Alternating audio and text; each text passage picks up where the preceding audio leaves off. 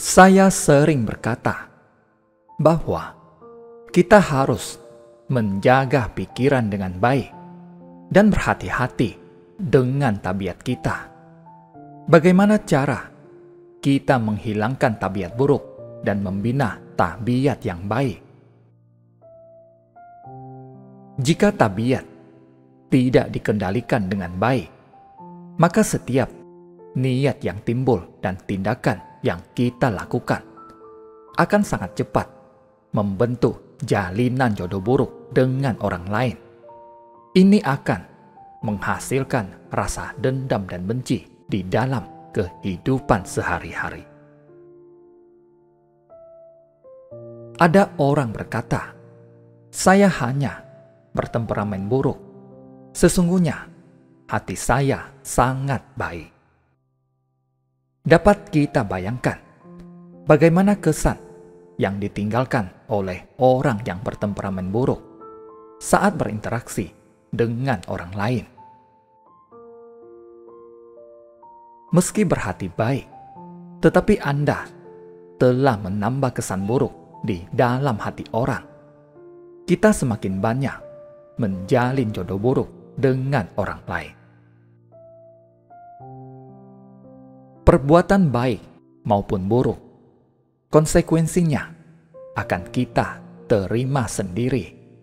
Di dalam kehidupan sehari-hari, kita harus senantiasa berintrospeksi, senantiasa mengingatkan diri, dan senantiasa merenungkan tabiat kita. Saat melihat orang lain bersikap tidak baik, kita menilik kembali diri sendiri. Bagaimana dengan tabiat kita? Kita hendaknya senantiasa bercermin. Zhengzi berkata, "Saya berintrospeksi paling sedikit 3 kali dalam sehari." Semua murid Konfusius melakukan hal yang sama. Buddha juga mengajarkan kepada kita untuk memperhatikan niat yang timbul pada setiap saat. Apapun niat yang timbul, kita harus berintrospeksi. Jika dalam keseharian kita dapat senantiasa mengingatkan diri dan mengintrospeksi diri, maka tak akan ada begitu banyak hal yang merintangi pelatihan diri kita. Karena itu, kita harus segera menaklukkan tabiat buruk dan membangkitkan hakikat kita yang murni dan jernih. Ada sebuah kisah yang mengajarkan kita untuk lebih berlapang dada. Dengan berlapang dada, maka tidak akan timbul rasa dendam dan benci. Membalas kejahatan dengan kebaikan. Di zaman negeri Liang, ada seorang Tuan Song Jiu yang menjabat sebagai bupati di perbatasan negeri Liang dan negeri Chu. Tuan Song Jiu sangat bijaksana. Dia juga berharap rakyat di kedua negeri itu dapat hidup harmonis. Saat tiba musim tanam, rakyat di kedua negeri itu sama-sama menanam semangka. Mereka menabur benih pada waktu yang sama. Rakyat di negeri Liang sangat rajin. Mereka memberi pupuk dan menyirami tanaman secara rutin. Karena itu, semangka mereka tumbuh sangat cantik. Sementara itu, rakyat di negeri Chu lebih malas. Mereka tidak memberi pupuk dan menyirami tanaman secara rutin. Karena itu, tanaman semangka mereka tidak besar, tidak cantik, dan jumlahnya tidak banyak. Mereka lalu melihat semangka di negeri Liang yang sangat besar. cantik dan jumlahnya sangat banyak. Semakin melihat, mereka semakin marah dan iri.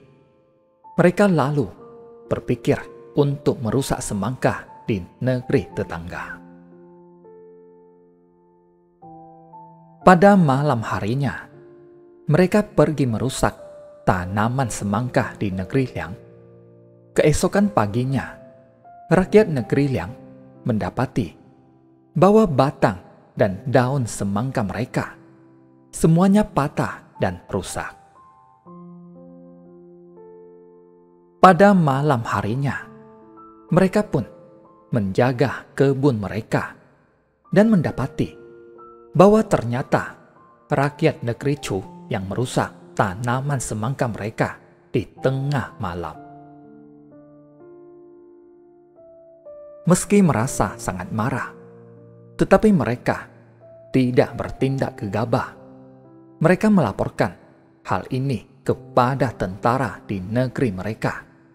Tentara itu tidak tahu apa yang harus diperbuat.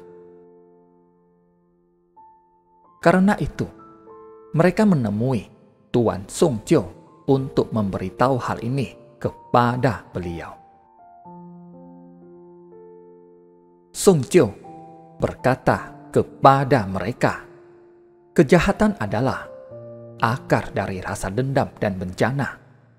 Jika ada orang bersikap tidak baik pada kita, dan kita juga membalasnya dengan pikiran buruk dan rasa dendam, maka sikap saling membalas ini hanya akan menambah rasa dendam dan benci. Rakyat negeri Chu merasa marah karena tanaman semangka mereka tak bertumbuh baik. Bisakah kalian membantu mereka menanam semangka agar dapat bertumbuh baik seperti punya kita? Jika demikian, maka hubungan kita dengan mereka akan harmonis, kata Tuan Sung Jiu.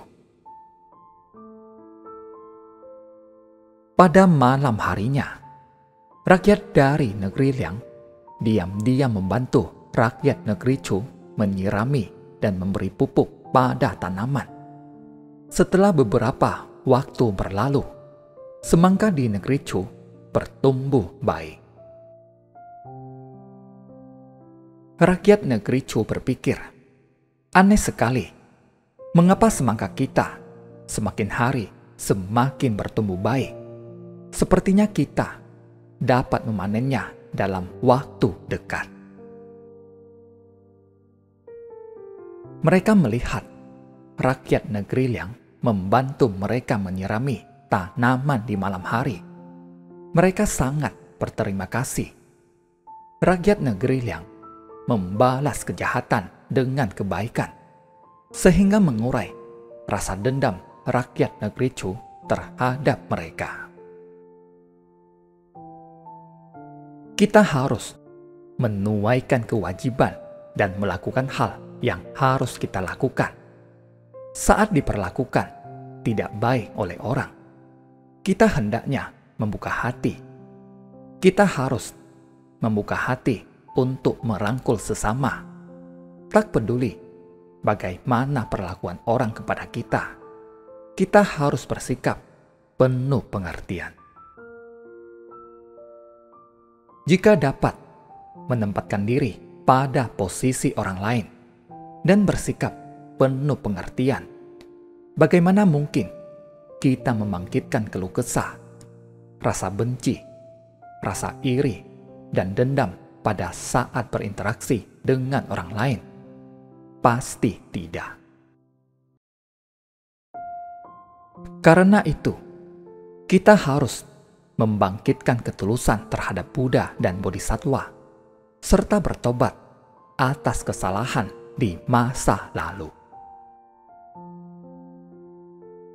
Mulai sekarang, kita harus bertekad untuk melenyapkan segala rintangan yang menghalangi kita untuk melatih diri dan menyelami Dharma.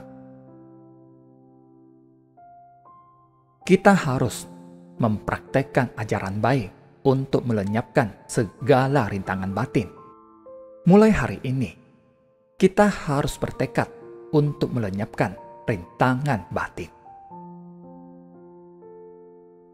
Saudara sekalian, kita harus senantiasa bersungguh hati, senantiasa berintrospeksi diri, dan merenungkan tabiat kita.